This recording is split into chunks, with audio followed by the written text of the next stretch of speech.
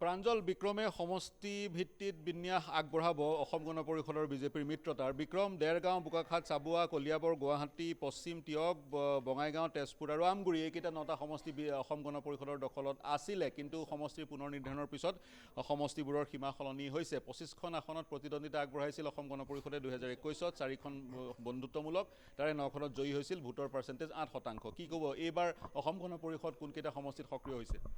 প্ৰথম কথা হৈছে চাওক, 21ত যিকেইটা সমষ্টিত প্ৰতিদ্বন্দ্বিতা কৰিছিল তাৰে 2টা সমষ্টি ইতিমধ্যে নোহোৱা হৈ গৈছে। প্ৰথমটো সমষ্টি হৈছে আমগুৰি সমষ্টি, প্ৰদীপ হাজৰিকা MLA হৈ আছিল। তাৰপাছত চাবুৱা সমষ্টিটো, চাবুৱা লাহোৱাল 2টা সমষ্টি, মাৰ্চৰ এটা সমষ্টি হৈছে। চাবুৱা লাহোৱাল সমষ্টি হৈ গৈছে, যিহেতু লাহোৱালত বিজেপিৰ বিধায়ক আছিল আৰু চাবুৱাত অগপৰ বিধায়ক আছিল। গতিকে এই 2টা সমষ্টি যেতিয়া একেলগ হৈ গ'ল, এটা সমষ্টিত মাত্ৰ এজন ষ্টেণ্ডিং MLA হয়তো টিকট পাব। গতিকে পুনাকণ বৰুৱাই টিকট পাব নে বিনোদ হাজৰিকাই কোনে টিকট পাব, সেই গোটেই কথাখিনিক লৈ এই মুহূৰ্তত চৰ্চা চলি আছে। গতিকে অগপই যিহেতু এইবাৰ কালি দাবী কৰিছে, কালি তেওঁলোকৰ যিখন বৰ্ধিত কাৰ্যনিৰ্বাহক আছিল, আমি যেতিয়া অতুল বৰা মন্তব্য ল'বলৈ গৈছিলোঁ তেতিয়া অতুল বৰাক আমি সুধিছিলোঁ যে আপোনালোকে আসন বেছিকৈ বিচাৰে নেকি বা এইবাৰ বিধায়ক বেছি হ'ব বুলি ভাবে নেকি।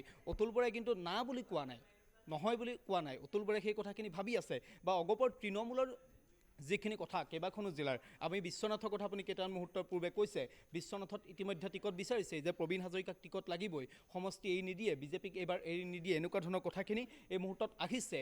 গতিকে এইবাৰ কিন্তু অগপ বিজেপিৰ মিত্ৰতাটো জটিল যে হ'ব সেই কথাখিনি প্ৰায় নিশ্চিত। আৰু সেইকাৰণে মুখ্যমন্ত্ৰী হিমন্ত বিশ্ব শৰ্মাই ইতিমধ্যে কৈ আছে যে অগপই যদি বিচাৰে বন্ধুত্বমূলক প্ৰতিদ্বন্দ্বিতা কৰিব পাৰিব।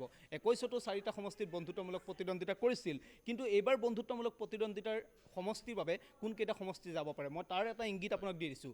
চাবুৱা লাহোৱাল সমষ্টিটো কোনোবাখিনিত যাব পাৰে, যদি পুনাকণ বৰুৱাই দাবী কৰিয়ে থাকে যে পুনাকণ বৰুৱাই নিৰ্বাচন খেলিবই। তাৰ পাছত ৰঙানদী সমষ্টিটো, যদিহে জয়ন্ত খাউণ্ডে টিকট লাভ নকৰে, বিজেপিয়ে ৰঙানদী সমষ্টিটো নিজৰ হাতত ৰাখিবই বিচাৰে, তেতিয়া ৰঙানদী সমষ্টি বন্ধুত্বমূলক প্ৰতিদ্বন্দ্বিতালৈ যাব পাৰে। বজালী সমষ্টি বন্ধুত্বমূলক প্ৰতিদ্বন্দ্বিতালৈ যাব পাৰে। পলাশবাৰী সমষ্টি, কমলা কলিতাই কালিও স্পষ্টকৈ কৈছে যে কমলাকান্ত কলিতাই পলাশবাৰী সমষ্টিত নিৰ্বাচন খেলিবই। গতিকে কমলাকান্ত কলিতাক অগপই কেনেদৰে বুজাব, অতুল বৰা কেশৱ মহন্তই কেনেদৰে বুজাব, সেই কথাখিনি তেওঁলোকৰ ওপৰত নিৰ্ভৰ কৰিব। কিন্তু পলাশবাৰী সমষ্টিটো যে বন্ধুত্বমূলক প্ৰতিদ্বন্দ্বিতাৰ দিশে যাব, এই গোটেই কথাখিনি কিন্তু এক প্ৰকাৰ কোনোবাখিনিত স্পষ্ট হৈ পৰিছে। গতিকে বন্ধুত্বমূলক প্ৰতিদ্বন্দ্বিতা, মিত্ৰতা থাকিবই, অগপ বিজেপিৰ মিত্ৰতা থাকিবই, কিন্তু বন্ধুত্বমূলক প্ৰতিদ্বন্দ্বিতাৰ সমষ্টি হয়তো বৃদ্ধি পাব পাৰে। সমান্তৰালে প্ৰাঞ্জল আৰু এটা প্ৰশ্ন মোৰ ফালৰ পৰা বিক্ৰমলৈ থাকিলে, অসম গণ পৰিষদে সততে কৈ আছে এইবাৰ শিপাৰ সৈতে সম্পৰ্ক থকা আসন কেইখন অসম গণ পৰিষদক লাগিব, সমষ্টিকেইটা অসম গণ পৰিষদক লাগিব। এতিয়া লগতে অসম গণ পৰিষদৰ শীৰ্ষ নেতৃত্বই কয় 85 চনৰ পৰা 2021 চনলৈকে তেওঁলোকে বিভিন্ন নিৰ্বাচনত 87খন আসন আজৰি আনিছিল, 87টা সমষ্টিত তেওঁলোক জয়ী হৈছিলে। তেনেধৰণৰ কথা বতৰাৰ মাজত শিপা থকা অসম গণ পৰিষদৰ সমষ্টি কোনকেইটা বুলি আপুনি ভাবে? এইকেইটা বাদে, যিকেইটা জিকি আহিছিল সেইকেইটাৰ বাদে শিপা থকা সমষ্টি এই মুহূৰ্তত চাওক, শিপা থকা সমষ্টি বুলি ক'লে বজালী সমষ্টিৰ কথা তেওঁলোকে কৈছে। ৰঙানদী সমষ্টিটোত তেওঁলোকে শিপা আছে বুলি ভাবিছে। বজালী সমষ্টিটোত জিলা পৰিষদ দখল কৰিছে। জিলা পৰিষদ তেওঁলোকে দখল কৰাৰ পিছতো তেওঁলোকে জিলা পৰিষদ গঠন কৰিবলৈ গৈও অগপই জিলা পৰিষদ গঠন কৰিব নোৱাৰিলে। শেষ মুহূৰ্তত বিজেপিয়ে জিলা পৰিষদ গঠন কৰিলে।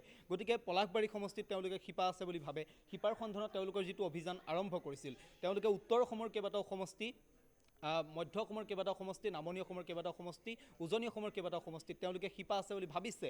সেইকাৰণে তেওঁলোকে শিপাৰ সন্ধানত অভিযান আৰম্ভ কৰিছিল আৰু এই মুহূৰ্তত তেওঁলোকে সেই সমষ্টিকেইটা কোনোবাখিনিত এৰি দিব বিচৰা নাই, তেওঁলোকে দাবী কৰিছে। মই টিয়কৰ কথা ইতিমধ্যে কৈছোঁৱেই। টিয়কৰ প্ৰসংগটো আহিছে আৰু বিক্ৰম এই মুহূৰ্তত ক'ব বিচাৰিম যিকেইটা সমষ্টি তেওঁলোকৰ আছিলে যোৱাবেলি তেওঁলোকৰ দখলত। তেজপুৰ সমষ্টিৰ যদি কথা কওঁ, পৃথিৱীৰাজ ৰাভা বিষ্ণু ৰাভাৰ পুত্ৰ, গতিকে পৃথিৱীৰাজ ৰাভাৰ পৰা সমষ্টিটো আজৰি অনাটো বিজেপিৰ কাৰণে কিমান সম্ভৱপৰ হ'ব? বিষ্ণু ৰাভাৰ পুত্ৰ হোৱা হেতুকে বিজেপিয়ে যদি অসম গণ পৰিষদৰ পৰা সেই সমষ্টিটো আজৰি আনে, বিৰূপ প্ৰভাৱ পৰিব পাৰে। এই সমষ্টিটো, তেজপুৰ সমষ্টিটো এইবাৰ অগপক দিব বিচৰা নাই। তেজপুৰ সমষ্টিটো বিজেপিয়ে বিচাৰিছে, সেই কথাখিনি সত্য।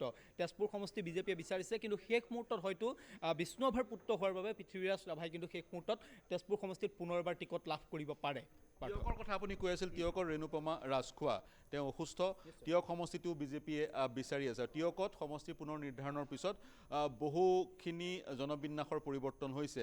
ওচৰৰ সমষ্টিকেইটাৰ বহুকেইখন বাগান বা চাহ শ্ৰমিক বা আদিবাসী লোক টিয়কত অন্তৰ্ভুক্ত হৈছে। গতিকে টিয়কৰ বিশ্লেষণটো আপুনি কেনেদৰে আগবঢ়ায়? টিয়কৰ বিশ্লেষণটো এনেকুৱা ধৰণৰ বিশ্লেষণ হ'ব। আপুনি চাওক, টিয়ক সমষ্টিটো নতুন যিটো সমষ্টি গঠন হৈছে, সেই সমষ্টি মৰিয়নি সমষ্টিৰ পৰা কেইবাটাও অংশ আহিছে, দেৰগাঁও সমষ্টিৰ পৰা কেইবাটাও অংশ গৈছে, যোৰহাট সমষ্টিৰ পৰা কেইবাটাও অংশ আহিছে, তিতাবৰ সমষ্টিৰ পৰা কেইবাখনো পঞ্চায়ত আহিছে। গতিকে আপুনি যদি চাই, দেৰগাঁও সমষ্টি, পূৰ্বৰ দেৰগাঁও সমষ্টিৰ প্ৰায় কেইখন গাঁও পঞ্চায়ত কিন্তু টিয়ক সমষ্টিত অন্তৰ্ভুক্ত হৈছে। অৰ্থাৎ টিয়ক সমষ্টিত এজিপিৰ এটা ভেটি আছে, সেই কথাখিনি আপুনি নস্যাৎ কৰিব নোৱাৰে। বৃহত্তৰ যিটো মালোৱালী অঞ্চল আছে, চোলাধৰা অঞ্চল আছে, এই অঞ্চলসমূহ টিয়ক সমষ্টিৰ অন্তৰ্ভুক্ত হৈছে, বা তিতাবৰৰ দিশে যিসমূহ অঞ্চল আছে সেই অঞ্চলসমূহ টিয়ক সমষ্টিৰ অন্তৰ্ভুক্ত হৈছে। গতিকে অগপৰ এটা ভেটি থকা সমষ্টি, স্বাভাৱিকতে এই সমস্যাত টিয়ক সমষ্টি হয়। ঠিক একেদৰে দেৰগাঁও সমষ্টিও আছে। কিন্তু এইবাৰ বিজেপিয়ে কিন্তু টিয়ক, দেৰগাঁও কোনো এটা সমষ্টিয়েই অগপক এৰি দিব বিচৰা নাই। বিজেপিয়ে অগপক এৰি দিব বিচৰা নাই, তেওঁলোকক আন ক'ৰবাত দিব লাগিব। গতিকে আন যদি ক'ৰবাত দিয়ে, তেনেস্থলত সেই 22টা সমষ্টি, যিকেইটা সমষ্টি ইছলামধৰ্মী, বংগমূলীয় ইছলামধৰ্মী লোকসকলৰ অধ্যুষিত, সেইকেইটাত বিজেপি অসম গণ পৰিষদক ঠেলি পঠিয়াব নেকি?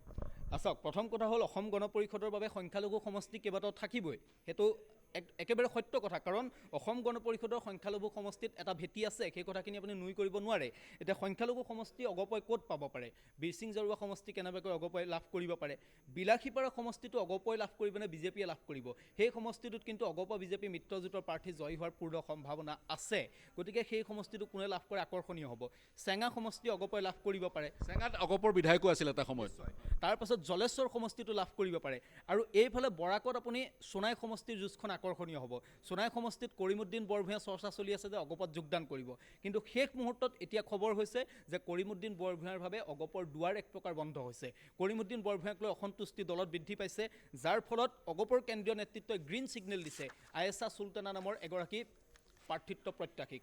আয়েছা চুলতানাই ইতিমধ্যে সমষ্টিত কাম কাজ আৰম্ভ কৰিছে। কালিৰ দিনটোত তেওঁ দলৰ মজিয়াটো এই গোটেই কথাখিনি উত্থাপিত কৰিছে। তাৰ পাছত বৰাকত আৰু এটা সমষ্টি হৈছে আলগাপুৰ কাটলিচাৰা সমষ্টি।